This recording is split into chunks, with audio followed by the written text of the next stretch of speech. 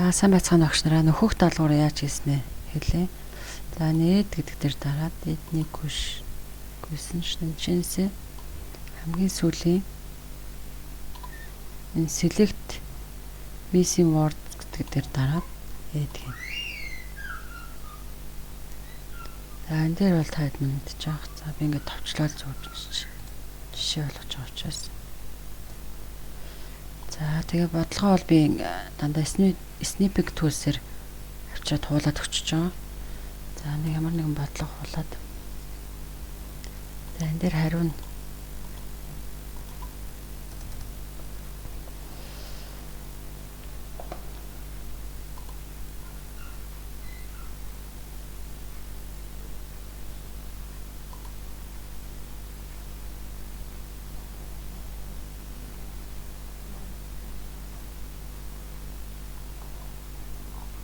нөхөх даалгаврын бодлого хуулаа. Нөхөх даалгавар бодлого. За 2 дугаар бодлого.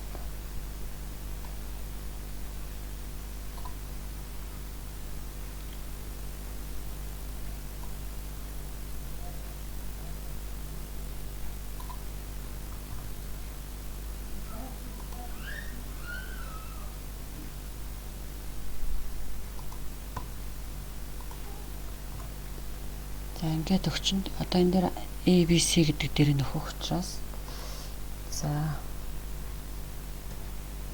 энэ зураастад B зураастад C гэж бичнэ. За доор нөгөө нөхөх хэсгийнхаа нэг орлого учраас дөрвөлжин хаалтанд 1 хаалтаа хагаад зураастад дөрвөлжин хаалтанд 2 за 3 хариулт байгаа учраас 3-ыг хийж өгнө. За ингэчээд choice гэсэн хэсэг дээр бол хариугаа холно гэвэл энэ дээр дарчин. За одоо би жишээлбэл энэ дээр нэг энэ дээр хасах нэг энэ дээр 3 гэсэн тоо нөхнө гэж тооцвол за жишээ авч байгаа шүү дээ. Нэг хасах нэг 3 гэсэн тоо нөх хэвээр бол ингэ бичиж.